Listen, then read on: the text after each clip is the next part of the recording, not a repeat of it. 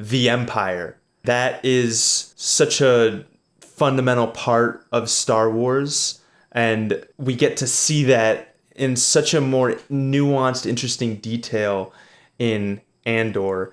And I think like what works about, you know, the Empire and what you're talking about, like, is it myth? Is it history? Like, of course, it's analogous to certain things. Like, Ronald Reagan in the 80s apparently referred to the Soviet Union as the Empire, which is like so ironic because it's, you know, it's like, Ronald, United States looks a lot like the Empire too. Yeah. And the Empire from Star Wars isn't any one empire. It's about empire itself. Mm-hmm. And that concept is so crucial for all of us to understand that any country or group of people can act like the empire, you know.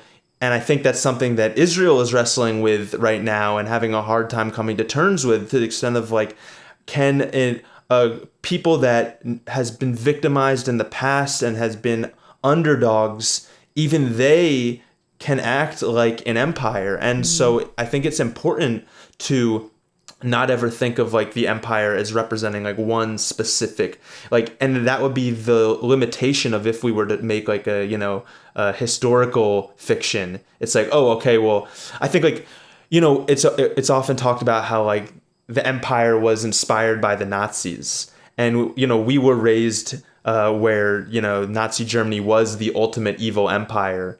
And I think the danger of that is limited view of empire is that like, okay, well then as long as I don't look like they looked and I don't talk like they talked, then I can't be an empire. It's like, no, empire is something deeper than that.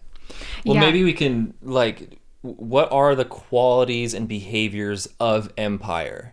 You know, the qualities and behavior of empire are imperialism, ecological destruction, power, control, taking away freedom in the name of peace. Help me out here. What else do we have? Like corporatism, you know, just the blending between private and public is usually something that happens with empire. And then also a level of being too big to fail, being unchallengeable.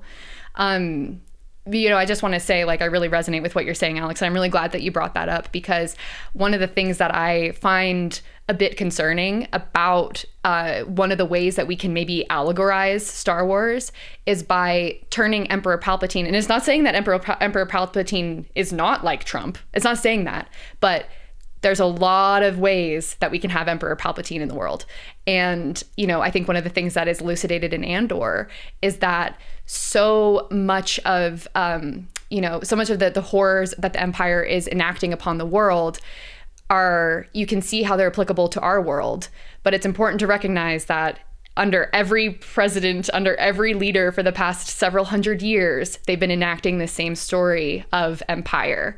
And it's not helpful to have one person, be it Netanyahu, be it Putin, be it Trump, be Emperor Palpatine, because it's deeper than that. It's an idea that's sort of pushing it forward, you know, and I see that so much, like in, you know, looking at Canary, where Cassian comes from, you know, the mining, that planet, this rape of Jungle this planet. Landscape, of this persecution of this indigenous population. Like, I just think it's important for us to always contextualize when we're talking about these things. It's like, this is a long history of our history, in addition to this sort of more condensed history of the Galactic Empire.